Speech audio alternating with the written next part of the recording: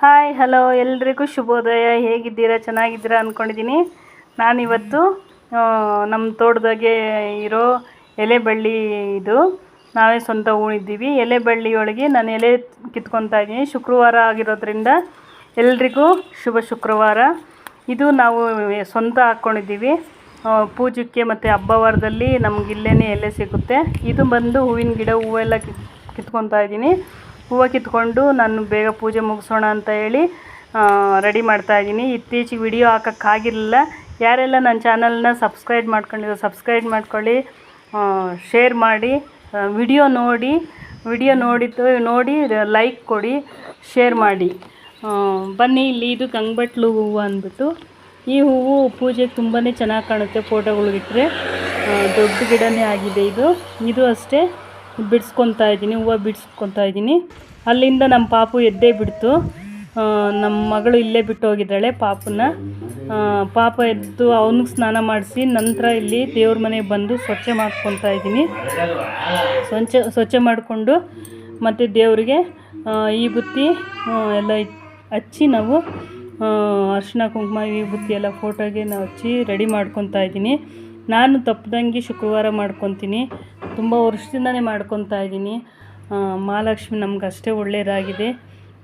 ಭಗವಂತ ಅಷ್ಟೇ ಒಳ್ಳೇದು ಮಾಡಿದ್ದಾನೆ. ನಾನು ಒಂದು ವಾರನೂ ತಪ್ಪಲ್ಲ, ಪೂಜೆ ಮಾಡ್ಕೊತಾ ಇರ್ತೀನಿ. ಶುಕ್ರವಾರ ಮಾತ್ರ ನನಗೆ ಹಬ್ಬ ಇದ್ದಂಗೆ, ಅಷ್ಟು ಒಂದು ಹಬ್ಬದ ಥರ ಇರುತ್ತೆ ನನಗೆ. ಬೇಗ ಮುಗಿಸೋಣ ಅಂತ ಹೇಳಿ ನಾನು ದೇವರಿಗೆಲ್ಲ ಫೋಟೋಗಳಿಗೆಲ್ಲ ರೆಡಿ ಮಾಡಿ, ಪಾಪು ನಮ್ಮ ಮನೆಯವರು ಬಂದಿದ್ದರು, ಎತ್ಕೊಂಡಿದ್ರು ಮೊಮ್ಮಗನ್ನ. ನೆಕ್ಸ್ಟು ಇದು ನಾನು ಲಕ್ಷ್ಮೀ ಕಳಸ ಹೂಡ್ಕೊತೀನಿ ವಾರಕ್ಕೊಂದು ಸರಿ. ತುಂಬ ಒಳ್ಳೆಯದಿದು. ಇದು ಸುಖ ಸಮೃದ್ಧಿ ಮತ್ತು ಆಯುಷು ಆರೋಗ್ಯ ಎಲ್ಲ ಕೊಟ್ಟು ಒಳ್ಳೇದು ಮಾಡುತ್ತೆ. ಇದು ಗೊರವನಹಳ್ಳಿ ಕಳಸ ಅಂತ ಹೇಳ್ಬಿಟ್ಟು ನಾನು ತುಂಬ ವರ್ಷದಿಂದನೇ ಪೂಜಿಸ್ತಾ ಇದ್ದೀನಿ. ಈ ಥರ ಪೂಜಿಸ್ತೀನಿ ನಾನು. ನಿಮ್ಮ ಮನೆಗಳಿಗೂ ಅಷ್ಟೇ ಈ ಕಳಸ ಪೂಜಿಸ್ರಿ, ತುಂಬ ಒಳಿತಾಗುತ್ತೆ. ಅಲ್ಲಿಂದ ನಾನು ಫೋಟೋಗಳಿಗೆಲ್ಲ ಹೂವು ಇಡ್ತಾಯಿದ್ದೀನಿ. ಹೂವು ಇಟ್ಟು ಪೂಜೆ ಬೇಗ ಮುಗಿಸೋಣ ಅಂತ ಹೇಳಿ ರೆಡಿ ಮಾಡ್ಕೊತಾ ಇದ್ದೀನಿ. ಪಾಪು ಅಳ್ತಾವನ್ನೇ, ಬೇಗ ಸರಿ ಮಾಡಬೇಕು ಪಾಪುಗೆ ಅಂತ ಹೇಳಿ ರೆಡಿ ಮಾಡ್ತಾಯಿದ್ದೀನಿ. ಆಮೇಲೆ ಎಣ್ಣೆ ಬತ್ತಿ ಎಲ್ಲ ರೆಡಿ ಮಾಡ್ಕೊಳ್ಳೋಣ ಅಂತ ಎಲ್ಲ ರೆಡಿ ಮಾಡ್ಕೊಂಡು ದೀಪ ಅಂಟಿಸ್ತಾ ಇದ್ದೀನಿ. ದೀಪ ಹಚ್ಚಿ ನಾನು ಪೂಜೆ ಮುಗಿಸೋಣ ಅಂತ ಪೂಜೆ ಮಾಡ್ತಾಯಿದ್ದೀನಿ. ನೀವು ಅಷ್ಟೇ ತಪ್ಪದಂಗೆ ಶುಕ್ರವಾರ ಮಾಡ್ಕೊಳ್ಳಿ, ಯಾಕಂದರೆ ಅಷ್ಟೇ ಒಳಿತಾಗುತ್ತೆ. ಪ್ರತಿಯೊಂದು ಮನೆಯಲ್ಲೂ ಶುಕ್ರವಾರ ಎಷ್ಟು ಶ್ರದ್ಧೆಯಿಂದ ಮಾಡ್ತಿರೋ ಮಹಾಲಕ್ಷ್ಮಿ ಅಷ್ಟೇ ಇದರಲ್ಲಿ ಒಲಿತಾಳೆ ಅನ್ನೋದೊಂದು ನಮ್ಮ ಅಜ್ಜಿ ಕಾಲದಿಂದ, ನಮ್ಮ ಅಜ್ಜಿ ನಮ್ಮ ತಾಯಿ ಅವರು ಹೇಳ್ಕೊಂಡು ಬಂದಿದ್ದಾರೆ. ನಮ್ಮ ಅಜ್ಜಿ ಕಾಲದಿಂದನೂ ನಮಗೆ ಇದು ಭಕ್ತಿ ಬಂದಿದೆ. ನಾನು ಸುಮಾರು ವರ್ಷದಿಂದನೂ ನಾನು ಪೂಜಿಸ್ತಾ ಇದ್ದೀನಿ. ಮಹಾಮಂಗಳಾರತಿನೂ ಆಯಿತು.